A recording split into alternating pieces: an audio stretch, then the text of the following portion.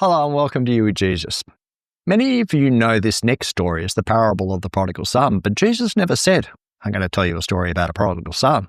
That's just a title that we've given it, and I want to suggest to you that the parable is less about the son and a lot more about the father. This story is part of a trilogy of stories, each about someone who lost something. A shepherd loses a sheep, a woman loses a coin, a father loses a son.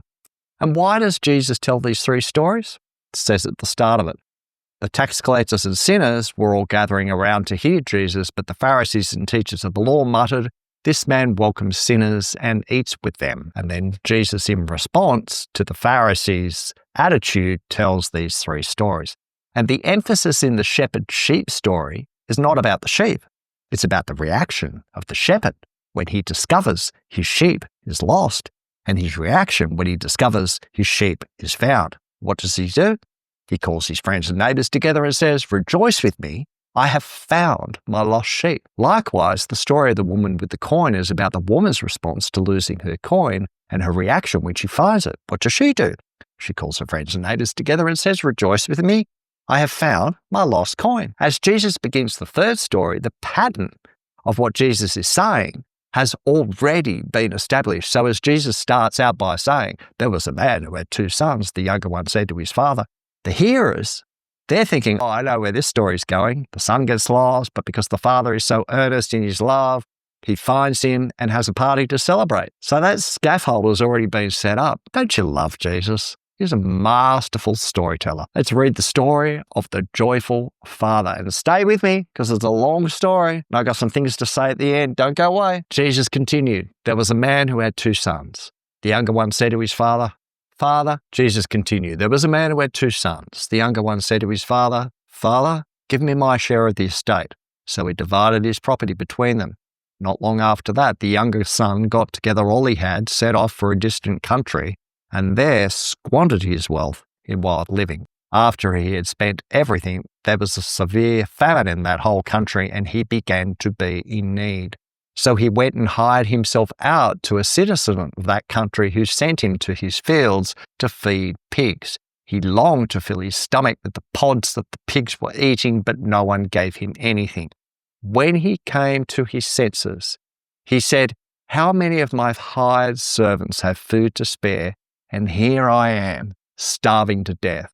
I will set out and go back to my father and say to him, 'Father, I have sinned against heaven and against you. I am no longer worthy to be called your son. Make me like one of your hired servants.' So he got up and went to his father. But while he was still a long way off, his father saw him and was filled with compassion for him. He ran to his son, threw his arms around him and kissed him. The son said to him, 'Father, I have sinned against heaven and against you.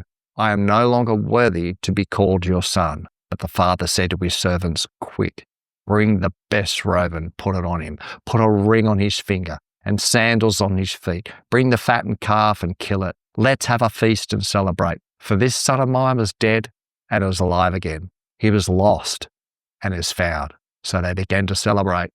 Meanwhile, the older son was in the field, and when he came near the house, he heard music and dancing. So he called one of the servants and asked him what was going on. 'Your brother has come,' he replied, 'and your father has killed the fattened calf because he has him back safe and sound.' The older brother became angry and refused to go in. So his father went out and pleaded with him, but he answered his father, 'Look, all these years I've been slaving for you and never disobeyed your orders, yet you never gave me even a young goat so I could celebrate with my friends. But when this son of yours who has squandered your property with prostitutes comes home, you kill the fattened calf for him.'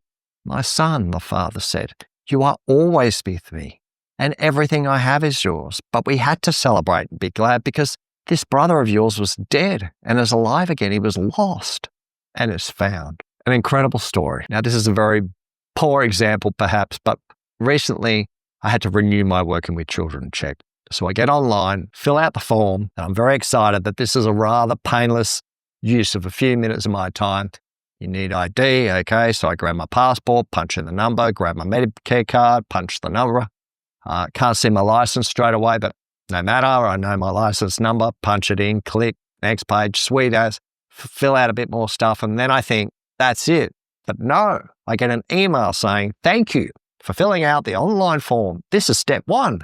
you now need to go to a New South Wales service centre to verify your ID, and you must have physical copies, passport, Medicare card, and licence.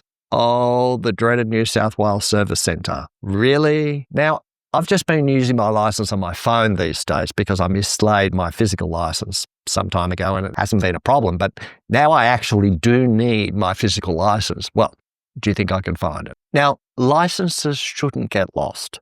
They should just stay in your wallet, but not when you're me, I'm afraid.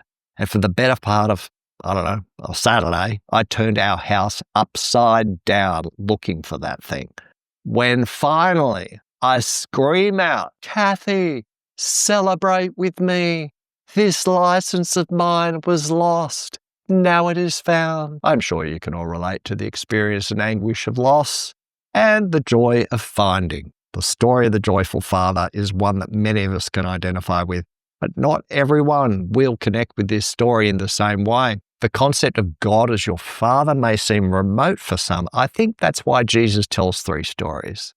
I can imagine people talking about these series of stories down at the local afterwards, and one says, "Jesus told this amazing story about a shepherd who lost a sheep," but another says he told an incredible story about a woman who loses and finds a coin, and another says, "And that story about a father who loses and finds his son, that was a ripper." The other aspect is this: not everyone can identify with an obnoxious young man who angrily grabs his inheritance and goes off and blows it in a far-off town. I can, but many of you might identify more with the older sibling who has actually never left home. Both sons had the same father.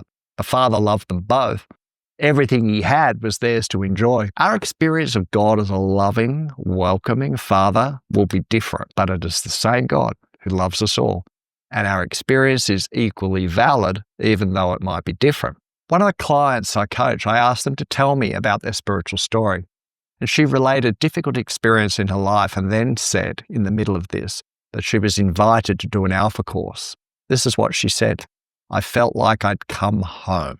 It doesn't matter how far or near you are away from God. God loves us all the same, and people who appear to be near can actually be far away. The elder son was in the house, but in reality, he was far away from the Father. You can turn up each week in church. You can look like a Christian and go through all the motions. But what of your experience of God's love? The Father is waiting to welcome you back into his joyful arms of love. And oh, the celebration in heaven when that happens. See you in the next episode.